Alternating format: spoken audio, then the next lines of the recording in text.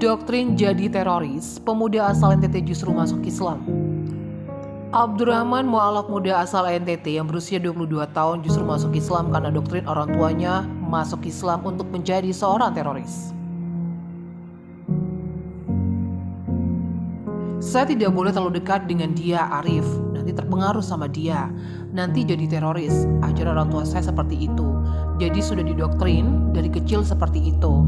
Diungkap di kanal YouTube Ngaji Cerdas pada Rabu tahun 2021. Ia menambahkan orang tuanya mengatakan jika Islam itu mengajarkan bunuh-bunuhan.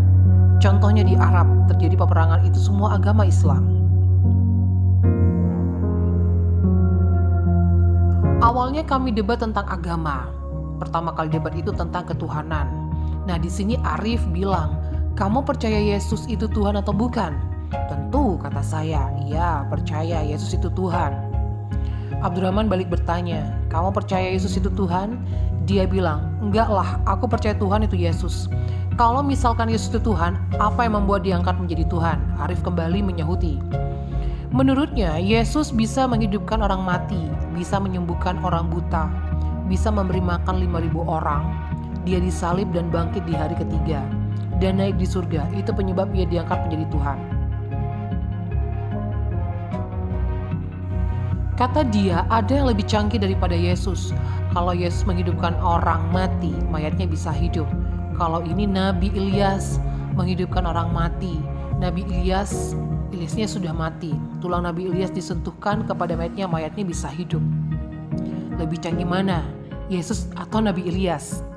Kenapa Ilyas ini tidak disebut sebagai Tuhan? Padahal lebih canggih dari Nabi. Orangnya gak ada, mayatnya bisa hidup, ungkap teman Abdurrahman. Abdurrahman pun marah kenapa Tuhannya dibanding-bandingkan sama yang lain.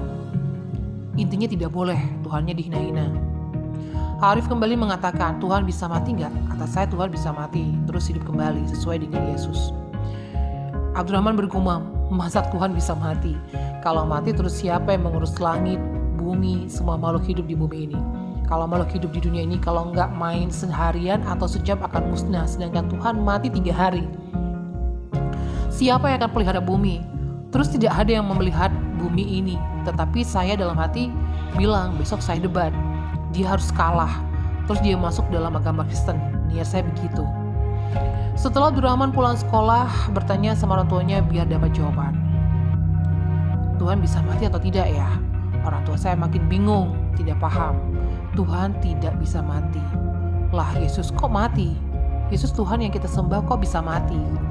Dari situ Abdurrahman mau cari jawaban agar bisa debat sama Arif.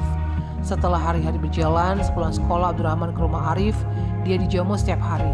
Setelah Arif pulang, salat kami debat terus. Mereka pernah debat dari sore sampai subuh, sampai Abdurrahman mengalah. Pertama, debat soal ketuhanan Yesus kalah. Karena dari jawaban Arif masuk logika, masuk akal semua. Abdurrahman pun menerima. Kedua, tentang Alkitab. Arif menanyakan tentang kesucian Alkitab yang tidak mengalami perubahan atau Alkitab pernah mengalami perubahan. Alkitab suci selama ini di gereja dibacakan ayat-ayat yang selalu saya dengar yang baik-baik saja. Belum pernah saya dengar yang menyinggung ayat Parno, belum pernah dengar di telinga saya sendiri. Lebih lanjut, Arif juga menulis sebagian ayat Alkitab di kertas, kemudian mempertanyakan Alkitab tidak ada campur tangan manusia.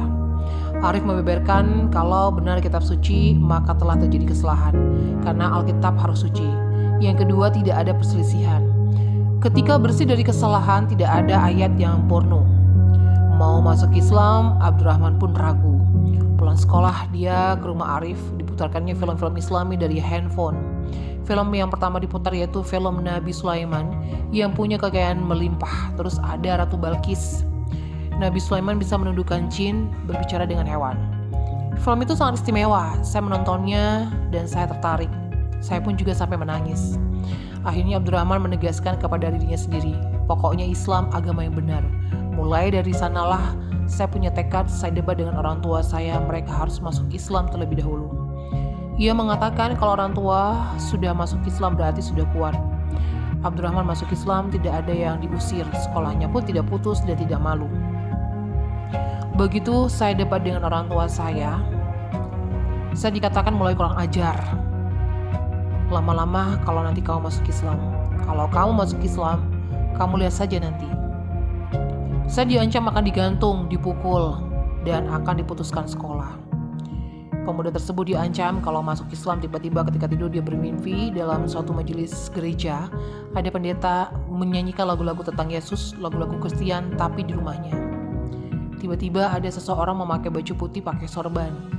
Ketika pendeta membacakan ayat Alkitab, seperti seruannya ke saya saja, seakan-akan dalam mimpi tersebut ada malaikat datang mau mencabut nama dan juga nyawa saya. Abdurrahman langsung sadar dari mimpinya. Besoknya dia sampai tidak sekolah. Pagi-pagi ke kosannya Arif, tapi kata Arif, Ibu Arif masih salat subuh belum pulang. Abdurrahman menunggu Arif pulang, kemudian cerita mimpinya kalau ada orang pakai sorban. Orang yang memakai sorban itu hanya melihat ke saya. Ngapain kamu nunggu? Hayo cepat keluar, ayo pindah. Saya langsung panik. Ini mau keluar kemana? Pindah kemana pun saya tidak tahu. Masya Allah, antum mau dapat hidayah itu? Kata dia spontan seperti itu, kata Arif. Hidayah itu apa ya? Tanya Arif. Lantas Arif menjelaskan hidayah pertanda dari Allah. Pasti Abdurrahman akan masuk Islam. Saya masuk Islam sekarang boleh nggak ya? Arif menyahutnya, boleh-boleh saja. Nanti kalau antum dimarahi orang tua bagaimana? Tidak apa-apa masuk Islam. Sembunyi-sembunyi dulu, pungkasnya waktu itu.